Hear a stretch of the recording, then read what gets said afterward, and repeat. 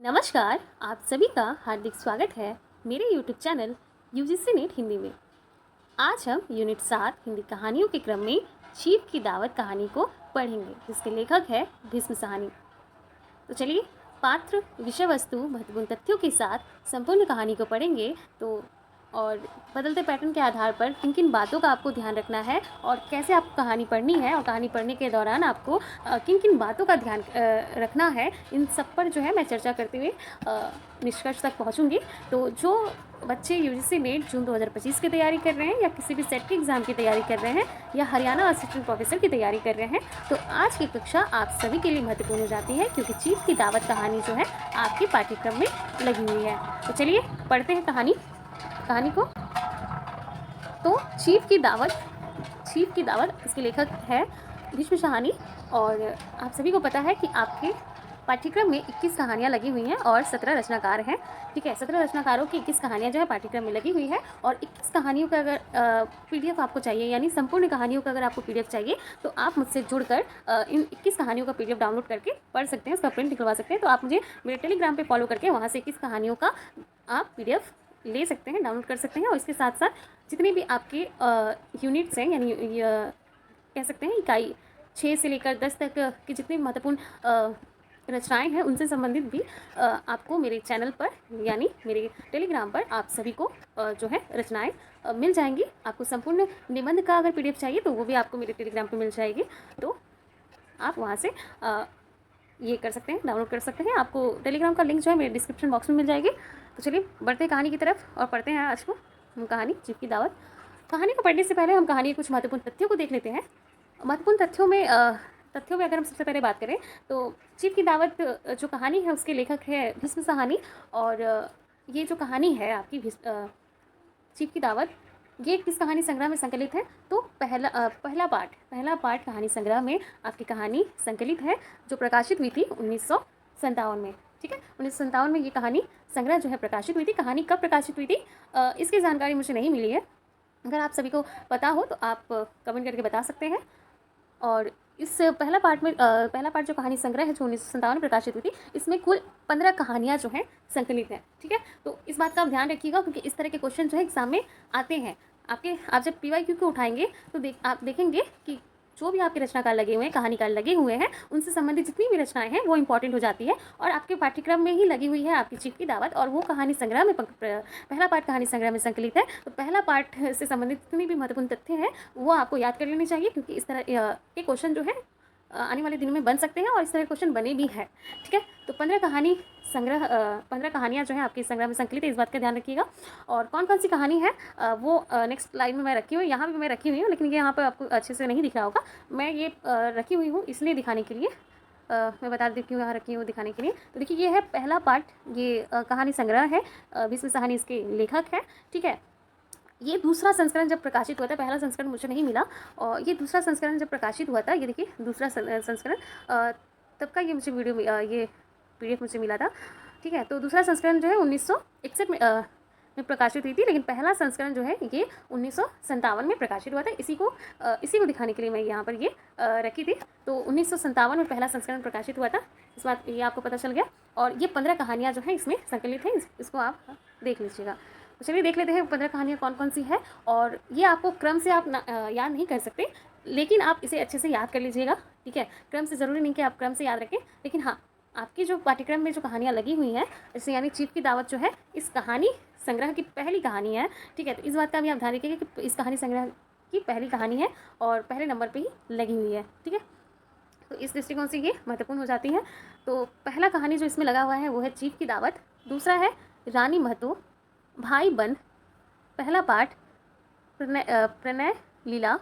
ठीक है, पहचान, समाधि भाई राम सिंह, बाप बेटा, कांटे की चुभन, एक धर्म सनातन, पाप पुण्य, ललिता, अकाल मृत्यु, छिपे चित्र, फूला।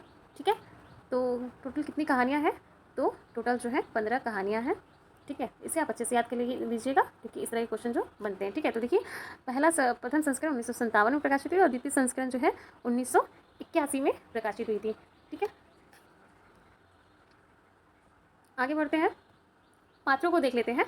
क्योंकि हम जिस भी कहानी को पढ़ते हैं, कहानी को पढ़ने से पहले हम उसकी विषय वस्तु, पात्र और जितने भी इसके मुख्य पात्र होंगे, कौन पात्र होंगे, इसको हम लोग देखते हुए आगे बढ़ते हैं।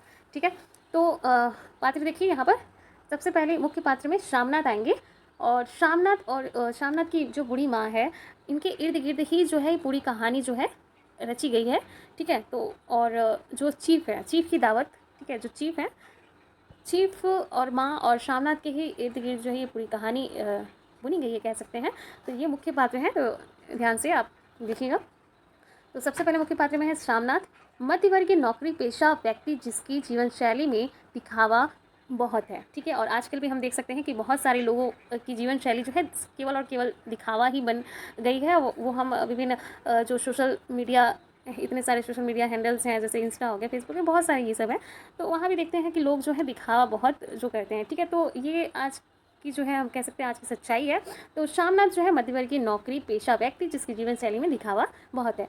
पदोन्नति पाने के लिए चीफ को प्रसन्न करना चाहता है, बूढ़ी माँ को फालतू वस्तु समझता है और उसी से अपनी स्वार्थ सिद्धि भी करता है। जब हम कहानी पढ़ेंगे तो कहानी बहुत रोचक है। आप देखेंगे कैसे वो पहले माँ को घर से बाहर निकालना चाहता है, लेकिन चीफ के रिक्वेस्ट पे कि वो फुलकारी उसकी माँ चीफ के लिए बना दे, तो वो कैसे माँ के सामने गिड़गिड़ाने लगता है। तो वो कहानी बहुत ही इंटरेस्टिंग है, हम लोग पढ़ेंगे, जब पढ़ेंगे तो हम लोग देखेंगे। और दूसरे जो मुख्य पात्र में जो है ये श्यामनाथ की माँ है। ठीक है, श्यामनाथ की निरक्षक विधवा माँ, ठीक है, ये विधवा थी, जिसके पास पारंपरिक भारतीय माता का विराट हृदय है, पुरानी पीढ़ी का प्रतीक और अपने ही घर में व्योम दर्जे की चीज़, खड़ाऊ पहनती है और बीमारी की वजह से खर्राटे लेती है, जिससे आधुनिक पीढ़ी के श्यामनाथ को चिढ़ है। चीफ से मिलने पर सकुचाती है ताकि उसका बेटा बुरा न माने।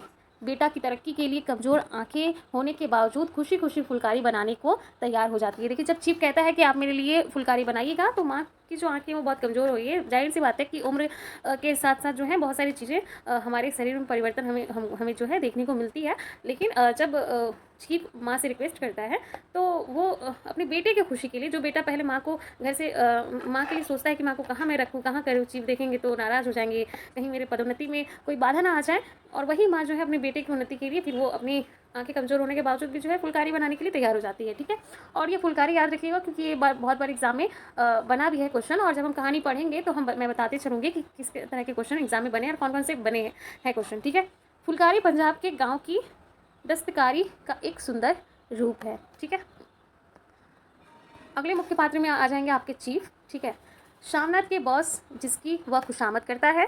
ठीक है, वो उस दिन शाम को जो है बॉस ही उसके घर आते हैं श्यामनाथ के।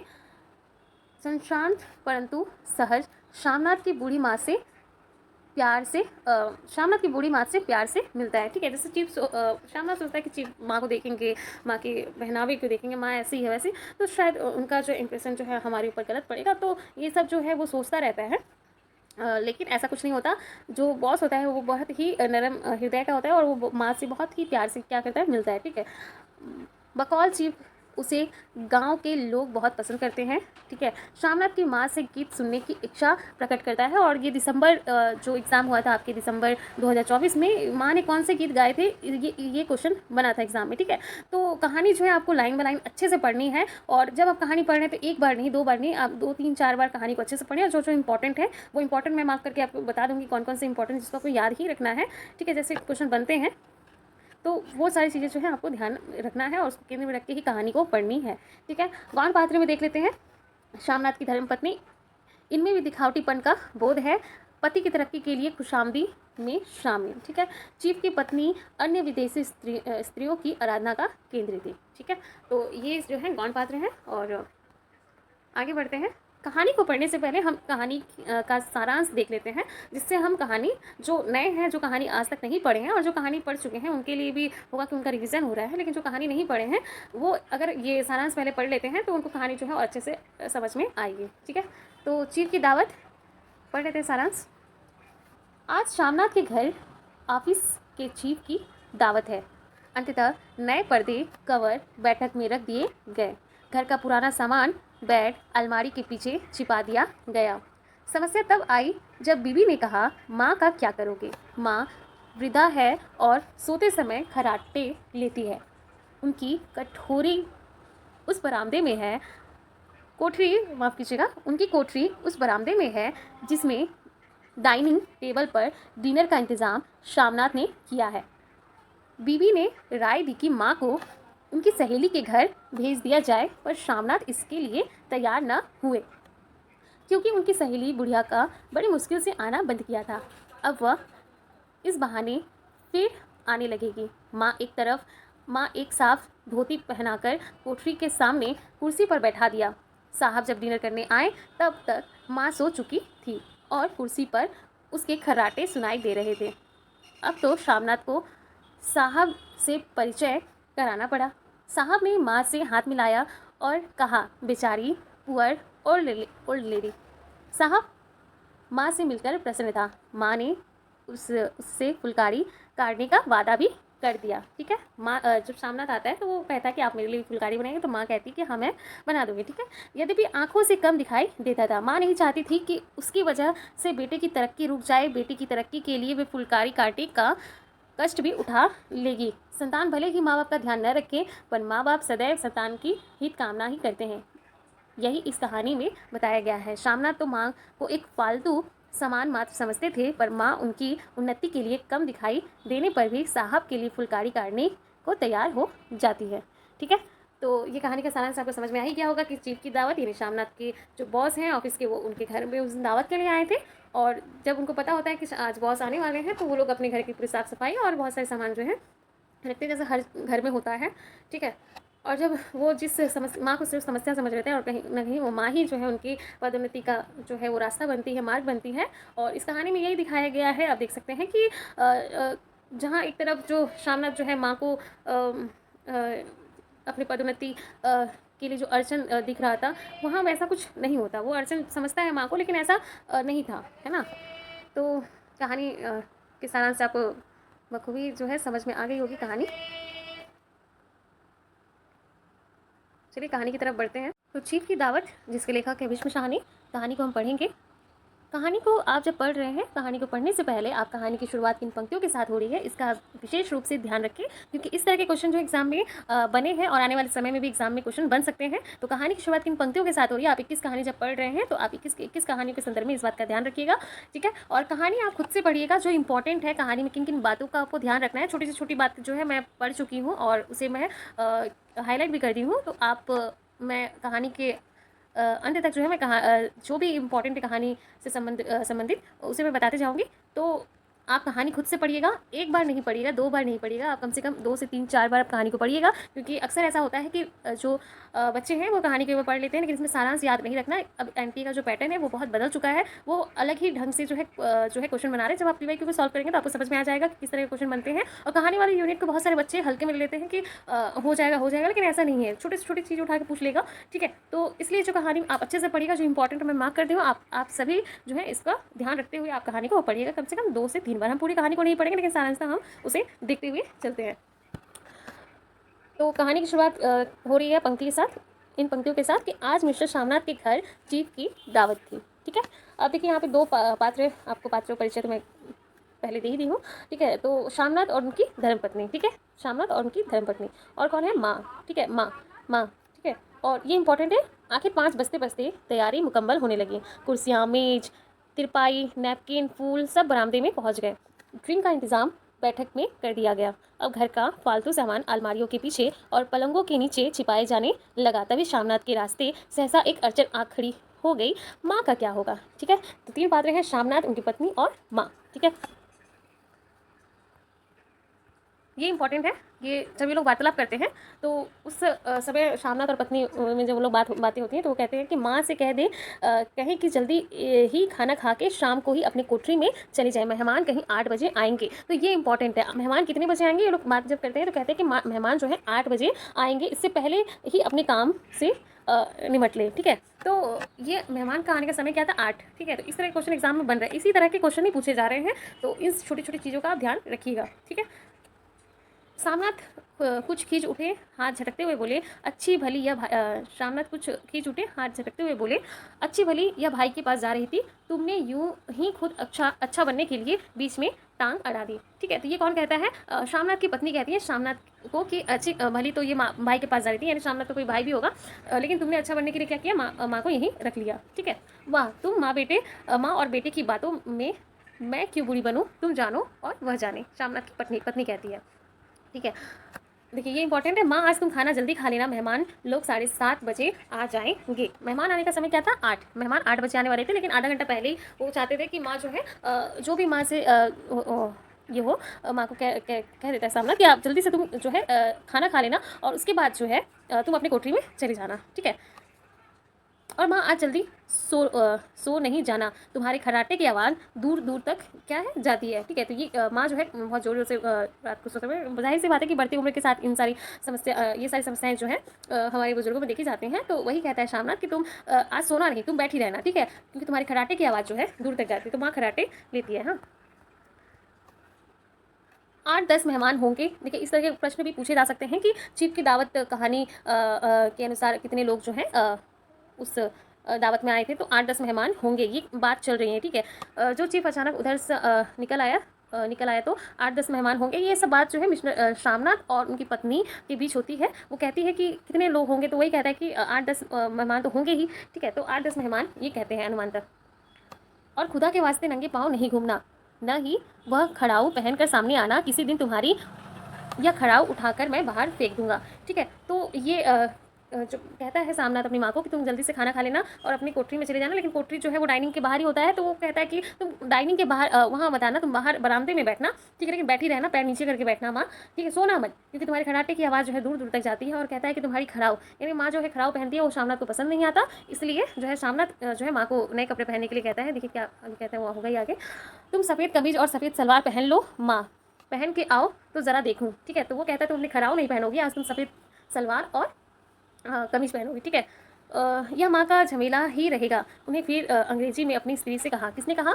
शामनाथ अपनी पत्नी से कहता है, कोई ढंग की बात हो तो भी कहे, अगर कहीं कोई उल्टी सीधी बात हो गई, चीफ को बुरा लगा तो सारा मज़ा जाता रहेगा। ठीक है, चलो ठीक है, कोई चूड़िया तो जब माँ कपड़ा पहन के आती है, सफ़ेद कमीज और सलवार पहन के आती है, तब शामनाथ कहता है चलो ठीक है, कोई चूड़िया वुड़िया हो तो वह भी पहन लो, कोई हर्ज नहीं। ठीक है, तो उसी संदर्भ में माँ कहती है कि चूड़िया कहाँ से लाऊं बेटा, तुम तो जानते हो सब जेवर तुम्हारी पढ़ाई में बिक गए। ठीक है, तो ये कौन कहता है? ये माँ कहती है। तो शामनाथ को इस बात का बहुत बुरा लग जाता है। वो कहता है कि यह वाक्य शामनाथ को तीर की तरह लगा। तिलक कर बोले, यह कौन सा राग छेड़ दिया माँ, सीधा कह दो नहीं है जेवर, बस इससे पढ़ाई वढ़ाई का क्या ताल्लुक है, जो जेवर बिका तो कुछ बन कर ही आया हूँ, निरा लडूरा तो नहीं लौट आया, जितना दिया था उससे दोगुना ले लेना, वो शामनाथ कहता है अपनी माँ को। ठीक है, फिर क्या होता है, 7 बजते बजते माँ का दिल धक धक करने लगा। माँ बैठे बैठे सोचने लगी कि अब तो चीफ आने लगे, क्योंकि लोग कहते हैं 7:30 बजे तक चीफ आएंगे। ठीक है, अगर चीफ सामने आ गया और उनसे पूछा तो वह क्या जवाब देगी? माँ बैठे बैठे सोच रही है।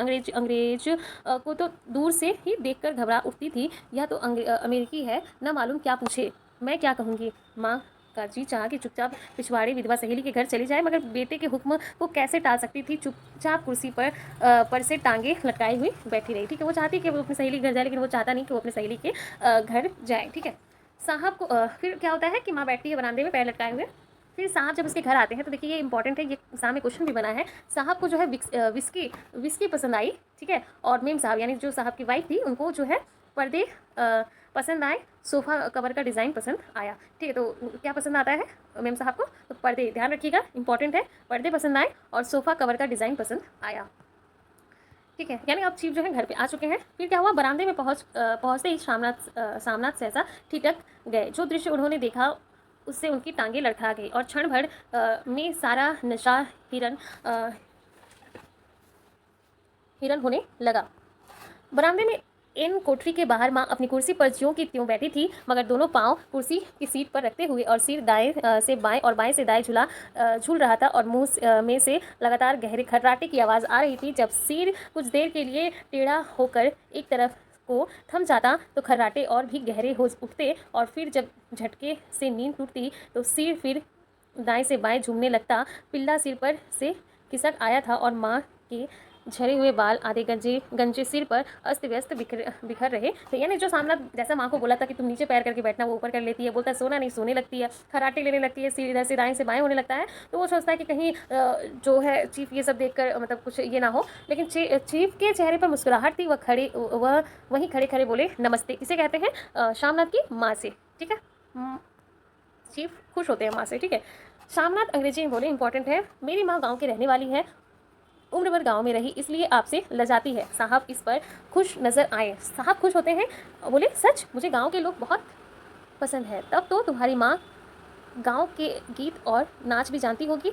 चीफ खुशी से सिर हिलाते हुए माँ को टकटकी बांधे देखने लगे, ठीक है।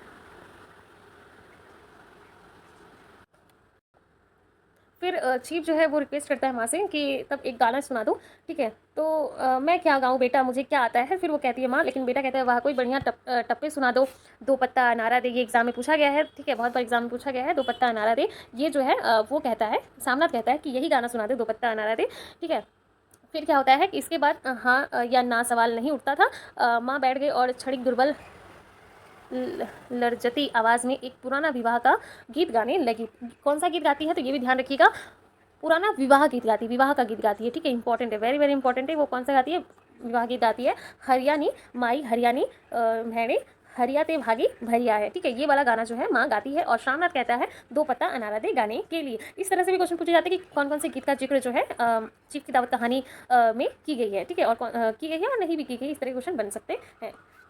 बरामदा तालियों से गूंज उठा। साहब तालियां पीटना बंद ही नहीं करते थे। शामनाथ की खींच जो है अप्रसन्नता और गर्व में बदल उठी थी। माँ ने पार्टी में नया रंग भर दिया था। जो शामनाथ सोचता है कि पहले माँ क्या करेगी क्या नहीं करेगी, माँ कैसे बिहेव करेगी, माँ की वजह से कहीं कुछ मेरी पदोन्नति में कोई रुकावट ना आ जाए, लेकिन ऐसा कुछ नहीं होता। माँ की वजह से साहब बहुत खुश होता है और उसकी ताली जो है तालियां पीटना जो उसका बंद नहीं होता, ठीक है। और पार्टी में एक नया रंग जो है माँ ला देती है, ठीक है।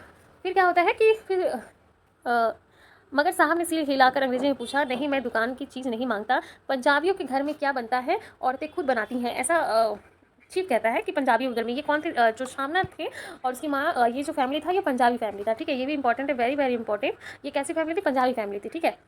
तो शामनाथ सोचते हैं, बोलते हैं अरे लड़कियां गुड़िया बनाती हैं और फुलकारी बनाती है ना। शामनाथ को याद आता है तो फुलकारी क्या है, तो शामनाथ बोलते हैं फुलकारी का मतलब समझने में असफल चेष्टा करने के बाद माँ को बोले, क्यों माँ कोई पुरानी फुलकारी घर में है। तो माँ चुपचाप अंदर गई और अपनी पुरानी फुलकारी जो है उठाकर लाती है। वह यह फटी हुई है साहब, मैं आपको नया बनवा दूंगा। माँ बना देगी। क्यों माँ, साहब को फुलकारी बहुत पसंद है, इन्हें ऐसे ही एक फुलकारी बना दोगी ना। तो माँ चुप रही, फिर डरते डरते धीरे से बोली, अब मेरी नज़र कहाँ है बेटा, बूढ़ी आंखें क्या देखेगी, ठीक है। साहब को फुलकारी बहुत पसंद आती है और साहब तो शामनाथ उसे बोलते हैं कि और जो है आपके लिए नई फुलकारी बना रही है, तो पढ़ चुके हैं।